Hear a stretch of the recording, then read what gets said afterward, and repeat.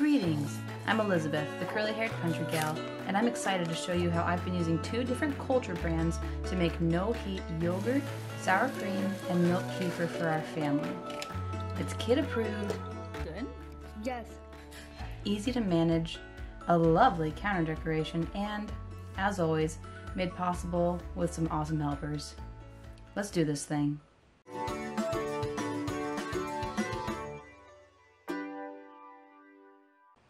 Now, a quick note to get started. One important thing is to label things as you go. So you're going to want to have some packing tape, like I have, some sort of labeling system, especially if you have multiple things going at the same time. So first up, we've got the raw milk yogurt. This is a Cultures for Health culture, and so this is what it's going to look like when you open it up. There's some really helpful directions and really clear instructions, and then 2 packets of the cultures themselves. So it does say to use pasteurized milk. In this case, I did not. I used 1 cup of raw milk with the culture, but otherwise I did follow the instructions, so you can see what they say. Now, as you can see in this example, after I stirred it up, I went ahead and put a plastic lid on it and secured it that way. You actually don't want to do that, so later on I went ahead and switched to these paper towels and a rubber band. So I checked it about 12 hours later, and with a little tilt I could tell that it was not ready yet. It was still very liquidy. So again, that's just following the package directions to say to you to look for a difference in the texture. So that was 12 hours later. So here it is finished, and once I determined it was finished, I put 8 tablespoons or half a cup into 2 quarts of milk and stirred that and covered it with the correct covering this time, and went ahead and started the next batch. And as the directions say, you're supposed to put 1 tablespoon in for every cup of milk. So with a half gallon, 8 cups, I put in 8 tablespoons, gave it a stir, covered it, and was all set to let it do its thing on the counter. Now the next morning, or the next day, it was coming off the edges pretty well. But before using it, I wanted to be sure and set aside that 8 tablespoons or half of a cup in the fridge for the next time, so that I didn't run out of my starter or my mother culture.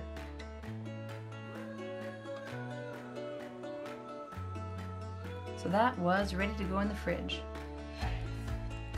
So here it is serving it up. Now again, of course, if you're used to regular yogurt, this is going to look a little bit slimy, a little bit of a thinner consistency. There were 3 choices for the heritage Cultures for Health that you could make a continuous batch out of. This one was called the Vili, which on their website they say is really kid-friendly or kid-approved. It does have a really mild flavor, not super strong, and the kids loved it. Is that good? Yes. We got some fruit in it. Yum. A little bit of honey. What do you think, Pearl? I like it, but I think I would like it more with some honey. Next up, we had the raw milk kefir. Now, it did seem like from the directions that it was really important to start with a pasteurized mother culture, so I didn't really want to, but I went ahead and just pasteurized the first batch. And so this is what the grains look like, and you can just pour those in to that pasteurized milk that you get to a boiling point and then kind of let cool a little bit. And again, I put the plastic lid on it at first, but the next time I realized I needed to put the paper towel on. So you can read the package directions. You're supposed to do this 6 times, increasing the amount of milk every day, looking for a change in texture after every 12 to 24 hours, straining out the kefir grains, and putting the grains in fresh milk. Now, what I didn't realize in this, for some reason, this is my first time trying milk kefir grains, and I thought that you were supposed to eat the grains, and I thought that I wasn't sure what to do with the liquid that came out of the grains when you separated it. I thought that was just kind of a wasted byproduct. So I thankfully am part of the Weston A. Price Facebook group, and they informed me, no, that's actually the kefir. That's actually the milk kefir. The grains are the grains, and the milk kefir is the liquid that you strain from the grains after you have cultured the milk. So if you're a newbie like me, that's what you want to look out for. So I was eating the grains, and the amount of grains was decreasing every day, and I thought, oh no, I'm gonna run out of grains. What am I doing wrong? And it was because I was doing it wrong. But the kefir grains, a couple weeks in now, are doing great with 100% raw milk, and yeah, so that's been totally fine. And I'm not worried about using pasteurized milk with that anymore. There are directions on the website for how to transition to raw milk if you want to. They recommend doing 25 and then 50 and then 75% raw milk with pasteurized milk to get the bacteria to adjust, but it's doing fine for me without needing to do that. So this is me finding that I only had half a tablespoon of kefir grains and wondering what I was doing wrong. And then realizing, oh, that's because I'm not supposed to be eating the grains. I mean, it's okay to eat the grains, but you don't need to. And thankfully, they do multiply. Thankfully, this is one of those things where if you leave, there's another article about this on the Cultures for Health website, but there's the actual milk kefir. And the nice thing is you can actually leave that on your counter for an additional 24 hours. So you can actually put it on the counter, and it's called a second ferment. So for me, that's gold, because if it's okay for me to accidentally forget something on the counter for another 24 hours and it increases the good bacteria and the bacterial diversity of the culture, then that's just a win-win.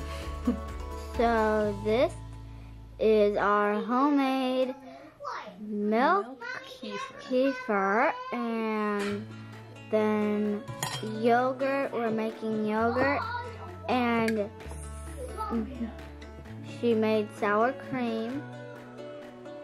Last but not least, we have the raw milk creme fraiche, aka sour cream. Now, I started out with the Cultures for Health culture for creme fraiche, and I didn't realize until it arrived that it was a single batch use. So I'm separating the cream from the milk here, and I was only able to do this once.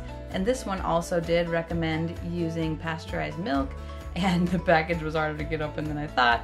So I went ahead and pasteurized the milk because I didn't want to, I don't know, I think just because I didn't want to botch the only chance that I had to try the Cultures for Health one. So I got 2 quarts of cream, and I went ahead and pasteurized it, and then put the cultures in, stirred it, and it thickened up. It was great. I really liked the flavor. I liked the texture. So that worked out well. So 1 packet went into 1 quart, and then another packet of the cultures went into the other one.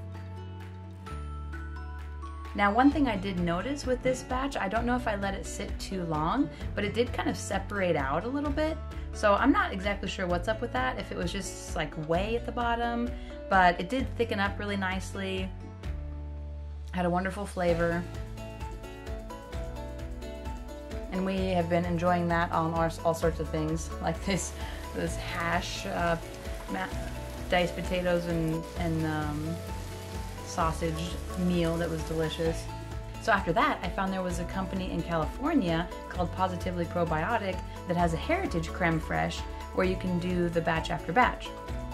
So again, got the cream all separated out. So I followed the directions, and I went ahead and put the starter into 1 cup of cream and cultured it, and then I put it into 1 quart of cream. So this starter is more like a gel. You're actually supposed to keep it frozen until you use it, which I actually did not do, but it still is working great. So I just got that into the container, went ahead and gave it a stir, covered it with the paper towel, not the plastic lid, and put it on the counter, checking it after 12 and then 24 hours. And the amount of time that you're going to need to wait for a change of texture is probably going to be different than me. We're in southeast Missouri, but we keep our house fairly cool, so it's just the timing may differ for you. But this is the consistency that it had, really thick. So I did notice after a couple days that it did separate out into some cream and then some milk at the bottom. So that just tells me that I didn't do a perfect job of separating the cream, but I'm not worried about that. It was still cultured and it was still raw and still delicious. It just made the remaining 2 cups or so of the creme fraiche pretty liquidy, which is okay.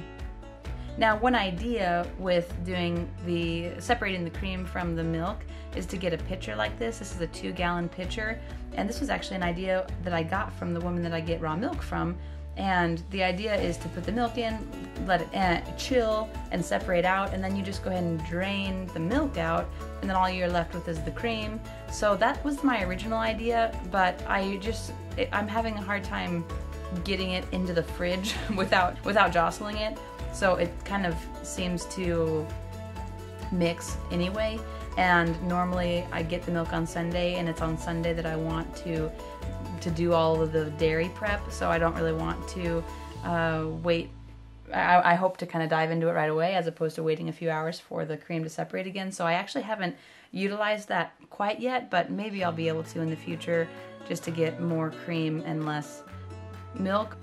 So what I've been doing to use these products, I've been putting it in my daily smoothie. And so no, I don't sell Shakeology or even use it. I was interested in it for a short time, but I'm trying to nourish my body with more whole foods like this Great Lakes collagen. So now what I do for my smoothies is I put 2 of our pasture-raised raw eggs into the smoothie with a banana and a tablespoon of cocoa and a little bit of yogurt and some milk kefir and a scoop of the collagen, and it makes an absolutely delicious morning smoothie that I have every morning. And just for fun, sometimes I'll throw some creme fraiche in.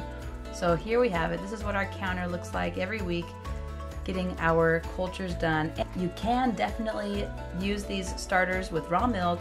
I've been really happy with it so far, about 4 weeks in, going strong. It definitely takes some time, but I think it is well worth it. So thanks so much for watching. We'll catch you next time. Bye.